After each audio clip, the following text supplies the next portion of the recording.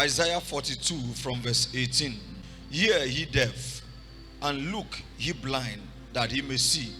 Who is blind but my servant, or deaf as my messenger that I sent? Who is blind as he that is perfect, and blind as the Lord's servant? Sing many things, but thou observest not. Opening the ears, but he heareth not. The Lord is well pleased for his righteousness' sake. He will magnify the law and make it honorable. But this is a people robbed and spoiled. They are all of them snared in holes, and they are hid in prison houses. They are for a prey, and none delivereth, for a spoil, and none saith restore. Praise the Lord.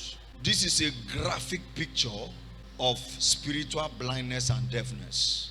Who is blind as my servant? Because the servant of the Lord must be able to see what he is showing, what he is doing part time. This is talking about sight and sound. It is deadly to be blind. It is poisonous to be deaf. Who is blind as my servant, deaf as my messenger? He is not addressing unbelievers here. He's talking to believers. What does this mean? It means that there are believers that are blind and deaf spiritually, unable to recognize what God is doing, what God is saying, unable to understand, because it is what you see and hear that help your understanding. When God is addressing his servant here, how much more unbelievers? What are the effects of blindness, spiritual blindness and deafness? What are the effects? We see there. Sing many things, but thou observest not. Opening the ears, but he heareth not. Sing many things. 1, inability to identify what is yours. 2, inability to recognize opportunities when they come. Sing many things, yet observeth not. He doesn't know that that is an opportunity passing. A broom is kept there, you don't know that that broom is just to test you. It's an opportunity to see. If you are given a higher position, you will be responsibility conscious. Joseph, despite slavery, took charge, took care of Potiphar's things. Went to prison. He would have been frowning, mourning, weeping, gnashing, complaining. Yet, for where? He was joyful. He asked the other ones, why are you people mourning here, weeping and crying? Why now? Because he was not spiritually blind. He knew that in every captivity there are opportunities. David was able to recognize opportunity. That this Goliath, you are an opportunity for me to step up. Your head must go down. When you are spiritually blind, you don't recognize opportunities. You see it because you are insensitive. You wouldn't know that the little help that you would have rendered to somebody that would have changed your story was an opportunity. But because you dodged it. You see, one of the things that makes people dodge responsibilities in church, well, they say we should give, I won't give. I beg you, I know they do. Is spiritual blindness and deafness. I've been giving before. You don't know whether this particular one is a test. Luke chapter 5, Peter saw it. Washing their nets in frustration. Opportunity came knocking. Mr. Man, I've entered your ship. Give me your ship. No problem, have it. There are people that would have said, for what? Must it be my car? Where is the fuel inside the car? Must it be my house for whom, sir? Please, I don't have that time. And the thing shifts to another person. But he saw it. Don't just, Mr. Man, push this thing out a little. Let me balance very well. No problem. He pushed it to a small boy because he was senior to Jesus Christ. He still pushed it out for him. They didn't know each other. Mr. Man, push that thing out a little, Joe. Let me preach. He passed the first test. The second test came. Because in life, you will write many exams. He said, Roya, launch out into the deep, cast your nets for a drought.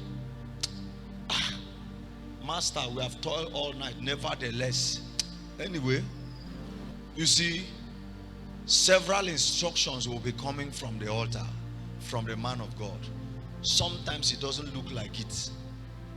But when you are spiritually sensitive, you'll be able to discern that is yours. No matter who is talking to you to discourage you.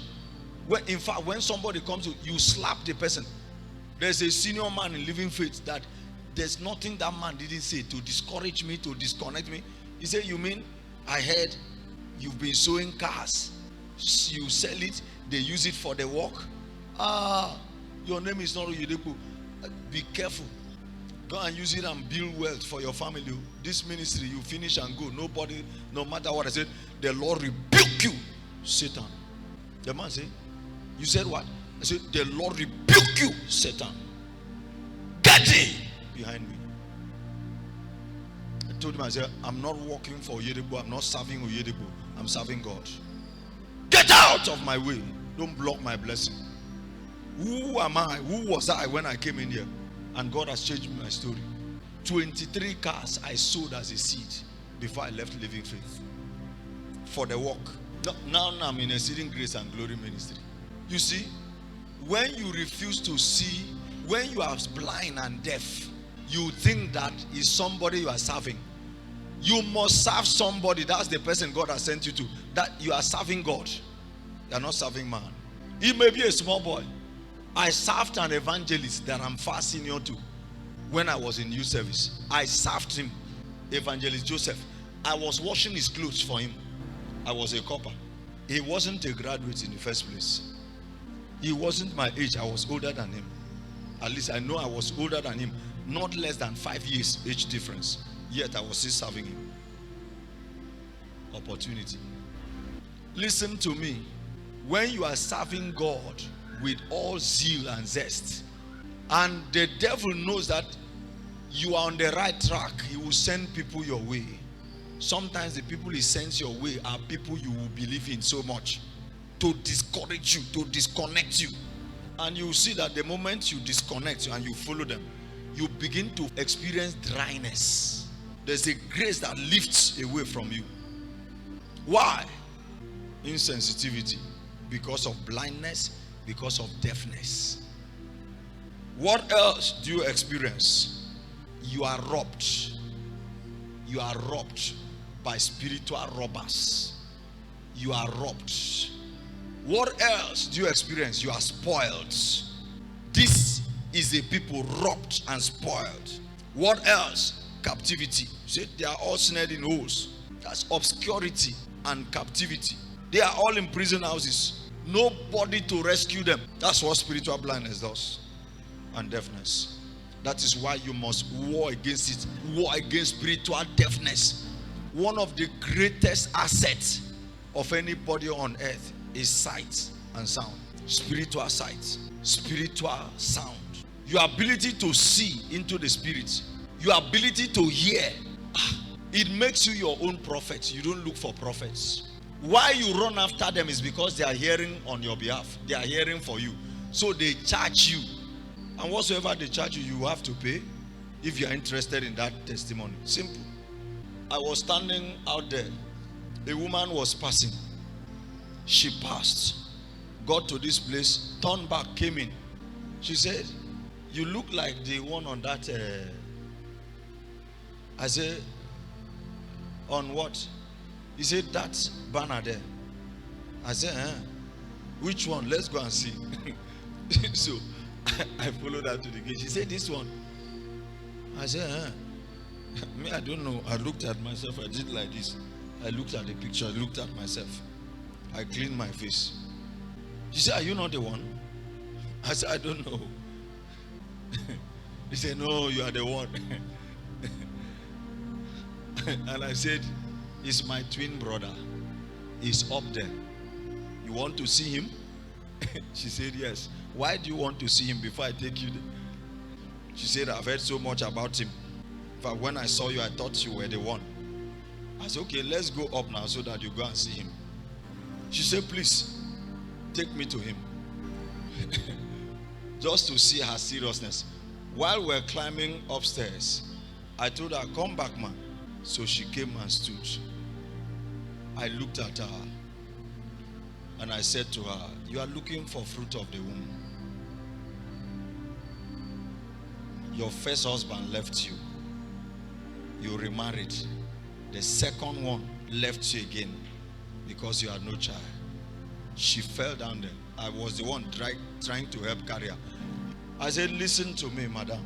The two persons you married and they walked away from you, they were the wrong persons you married. So if you have gotten a seed for them, it would have been a wrong seed. Now, as I speak to you, there's somebody in your life now, but you've told him your story. But he told you that he's not like the other men. Maybe they weren't potent, but this time around, you give birth. That is your right husband. He is a civil servant. She said, yes. I said, you are looking for a job. She said, yes. I said, don't look for a job. Go for business. Money flows in your hands easily. She said, yes. I said, it's not for civil service. It's for business. Who is this young girl that has been following you? See her with you here. See her spirit. Dark in complexion. It's my sister's daughter. The girl, you've taken care of that girl. Her angel has brought you a baby. This guy here was shocked. And he said, prophesy to me now. Now, father came out of his mouth. He said, father. I said, oh, the woman said, I said, you are the one now. And I said to the guy, I said, there's a lady in your house you just left there. That is a snake. Pastor, please come and help me remove her. She says she's not going. She says she's not going, or that she wants to stay here for like 2 weeks. And I accepted. I said, you accepted. And you even went to the market to go and buy some things so that you cook. He said, yes. I said, you finish yourself. The little virtue that is left, all your stars, they've stolen them away. It's just small left. He said, help me. I went with her, with that lady. We went to the house. Immediately the lady saw me. She looked at me. She said, what are you doing here? I said, I came for you. She said, for what? I'm not staying here again. Right there. The money the guy made and kept. The guy carried that money. He said, Father, please, since you came here, I've never given you any money. Please, I'm sowing this to you. I said, I bless it, I receive it, I bless it, I sow it back to you. Go and prosper. Now, it is only with spiritual eyes. It's not because I'm a pastor. The servant there that he said, who is blind as my servant, means a servant means a steward. And all of us were stewards. My messenger, you came on earth with a message to fulfill a particular mandate. So you are his messenger. You are his servant. If there is anything I've told God, Lord, help me not to be blind. Help me not to be blind.